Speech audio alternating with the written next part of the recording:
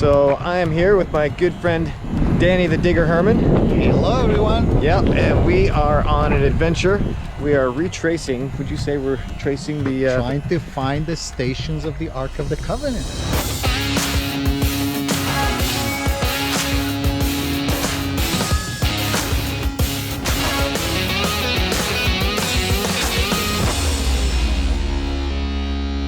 The site we're going to see now, according to the biblical text, is where the Ark was held for 20 years. 20 years. 20 years at this spot.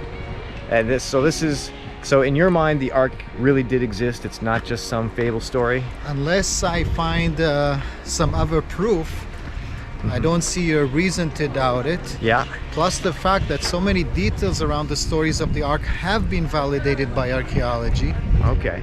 Then you really need to have a creative mind to suggest it's all fiction. Yeah. There's just too many details that fit what the text tells us. That's cool. So 20 years, and where in the Bible does it talk about this space? So we are told that the Philistines captured it. Okay, that's a famous story. But after inflicting a plague, it's returned to the Israelites. It's kept in Beit Shemesh, only to inflict a plague on the Israelites. Right. And then it's taken to Kiryat Yearim, Kiryat Yearim. to the home of Abinidab, who creates a special place for it and has his son Elazar in charge of the Ark. Okay. And this site is called Der Elazar. It's Der preserving the Elazar. name. Okay. And the name of the village around it used to be called Kiryat el-Annab. Okay. The word Kiryat is there as well. That sounds Arabic when you say it. Yes, because these are now Arabic names, but Arabic Okay. names are often preserving the old biblical names. Okay. Okay, and then watch and see now what archaeology has to say about this site. Yeah. Prepare to be surprised. Oh man, I am very excited. I've been to Israel now at least 60 times, and this is my very first time at this site. Yes, this site is not so accessible. It's a functioning, it's an operating monastery. It's open only a few hours of the day. Yeah. Not open on Sunday. You need to know when to come. And for many, many years, there wasn't much to see here relating to the Ark. But in recent years, a team from Tel Aviv University has done some very interesting work, and that's what I want to show you. Okay, all right, let's go. Let's not waste any time, especially if this is going to close soon. Yes. And so for everyone watching this right now, Danny and I are actually filming a little bit of a teaser for a series that we would really like to do. Danny's got a lot of great insight, a lot of great ideas. There's so much to explore in this land. Hold on. Let's just switch the camera. Okay. And Yeah. now the camera will show from the back. Okay. Yeah. Does it show the sculpture there? Let's see. The screen goes off after a while. Let me just... There we go. Here, I'm going to switch arms. Okay. All right, let's see if Is we the can... camera showing the big sculpture there Yes, in the this back? goes right between us. Yeah. It's Mary and baby Jesus, Okay. but she's standing on top of a box. And what would that box And be? the box has winged figures on both sides. That sounds familiar. It's called the Notre-Dame-de-l'Arche-d'Alliance, the place of Mary of the Ark of the Covenant. Mary It's and the a Ark. Christian institution, but it's Okay. combining the New Testament figures with the reputation of the site as relating to the Ark of the Covenant. Very cool. All right, let's go get some shots and let's do our teaser. Amen. All right.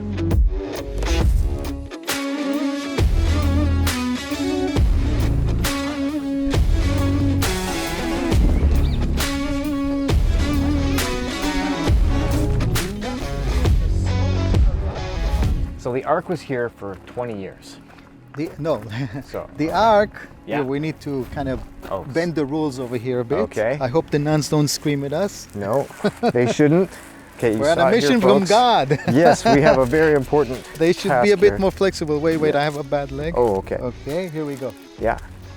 The Bible tells us that the Ark, let's go this way. The way. Bible tells us that the Ark, after causing the plague in Beit Shemesh, was Yeah. taken to Kiryat Yearim. Okay. Now, the Arabic name of the hill here above the Arab village of Abu Ghosh Yes. is Kiryat el-Annab. Al-Annab. Yes, but the Okay. word Kiryat Yes. is preserving Kiryat Yearim. Okay. Annab means grapes. Grapes. So Oh, they okay. changed the second name, but the first name is still preserving the biblical name. Okay. And the hilltop itself is called Der El Zahar. Der is monastery, Der. the monastery of Zahar. Now, there's no name as Zahar. Okay. Zahar is maybe preserving the name El Azar, Okay. who was the priest in charge of the ark when it was kept Right. in Kiryat Yearim. Okay. So this is what led scholarship to suggest this is the place. And the church that is maintaining the place today indeed has a big sculpture up there of Mary, baby Jesus, the very conventional, Catholic appearance. But they're standing on top of a box with winged people, the Ark of the Covenant. And the French name of the site is Notre-Dame-de-l'Arche-d'Alliance, Our Lady of the Ark of the Covenant. So not only is this a Jewish tradition, not only does science suggest this by the name, but also the Christians follow this tradition. But the best part, Chris, Yeah. we even have now archaeology. Oh, so we've got tradition, we've got art, and archaeology. And Christian religion. And now Yeah. I'm going to show you where recent excavations were conducted by a team from Tel Aviv University. Okay. And they've uncovered here a set of retaining walls. Now, some of them, like these, are modern terraces. Okay. They were made for, cultivating the mountainous landscape. That's Yeah. very common, in Yeah. the mountains of Jerusalem. You have a lot of those terraces. So we're seeing like olives here, and sounds like there used to be grapes vineyard here as well. Kiryat Yearim suggests that in the past grapes were grown here, but the Muslims don't make wine. Ooh, that's true. Okay. Unfortunately. So it would have been before the Islamic times that Yes. this. In this Christian times, maybe the monastery here was also making grapes. Okay. Now it's only olive oil. Yeah. And yet, where is it? Right here. Okay. Here, the supportive wall is much more massive than just another terrace. Let's see how we can get you Okay. down here to see it better.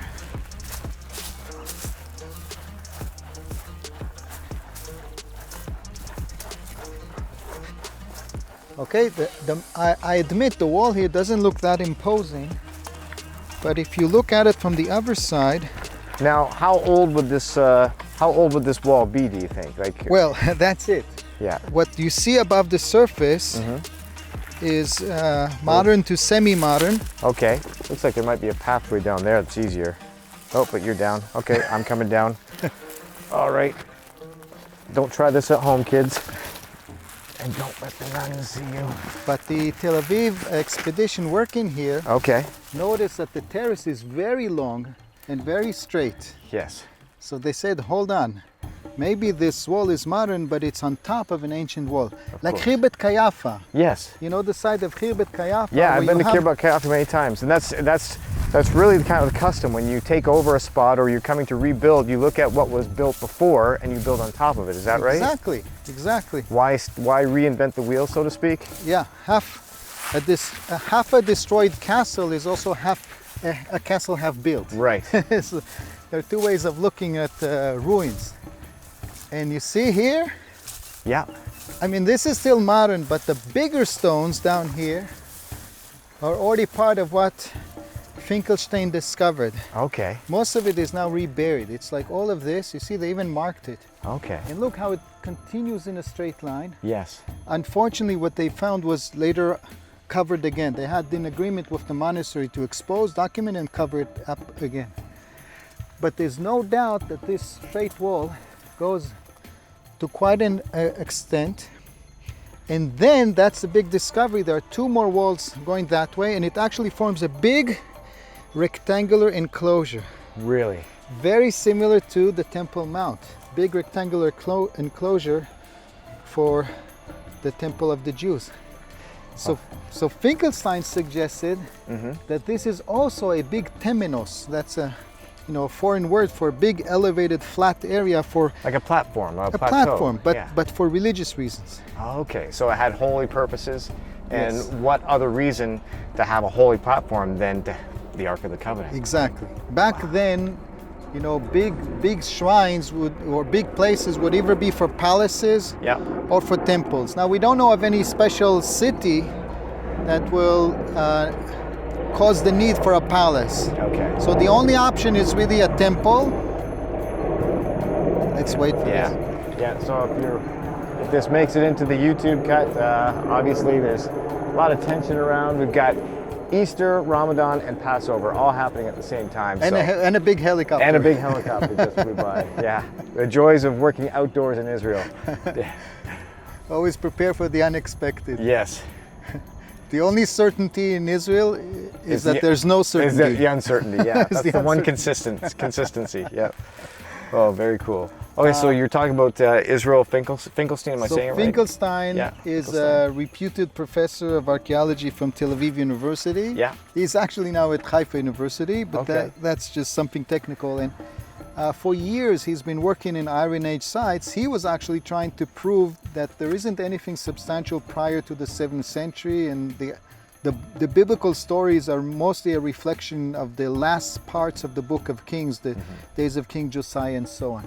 But he actually found here a massive set of walls for a big rectangular area that had to be built for something that they really cared for up there on the top. So when I think about the people from the Old Testament or any ancient society, food is not so easy like today. They don't have supermarkets, they don't have mass-produced farming, they don't have easy access to water, to clothing, all that kind of stuff. So to take the effort into building something, it had to be something very special or precious, right? And it's an area where you could grow olive trees and make produce out of the land. No, this was reserved for something sacred.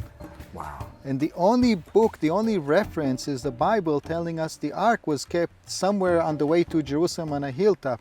And the Arabic name is, everything here fits. Wow. Okay? And the only problem is, Israel Finkelstein argues that the walls here actually date to the 8th century BCE, meaning they are from a period that is later to the time of the ark. Right. But A, his method of dating it, Questionable. is very questionable, Okay. and I spoke to quite a few archaeologists about Yeah. this.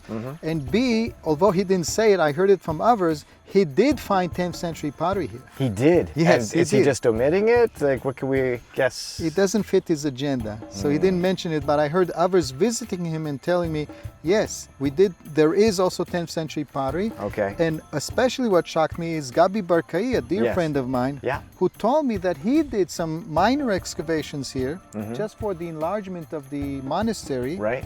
But he also found 10th century there, in that little square he did. Wow. There's no doubt that people did exist here in the 10th century. So that enclosure, it just makes so much makes more sense. sense to relate it to the period that the Ark of the Covenant was kept here. So if it looks like a duck, walks like a duck, what's that saying? Talks like a duck. Yeah. Are you insisting it's still that it's a swan? Come on. Yeah.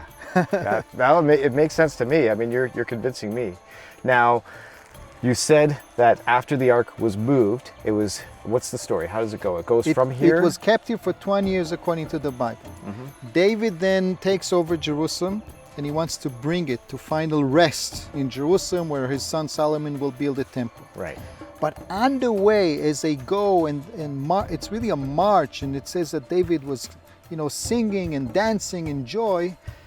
It bounces and almost falls off the carriage. Right, and two guys reach out. One guy, his name was Uzzah. He quickly rushes to capture it, Right. and instantly dies. People say, hold on, something here is very wrong. Yeah. The ark is punishing us again. Yeah. The plague in Beit Shemesh was enough.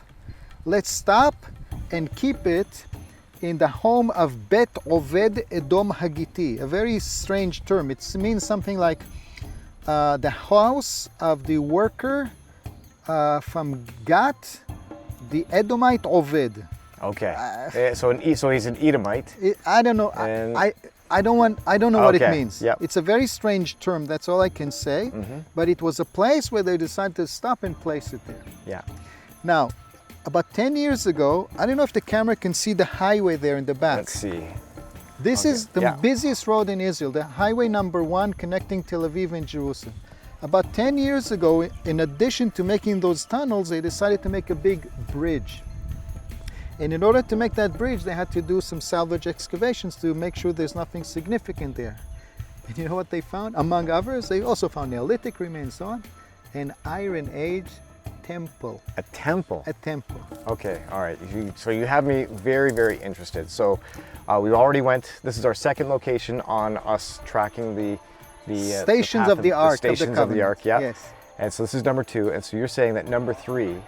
Before Jerusalem, there's another station that most scholars tend to forget. Yeah. By the way, the muezzin is calling for prayer, Yes, in case you forgot. It's prayer time. It's Ramadan, and you're hungry. It's time to pray too.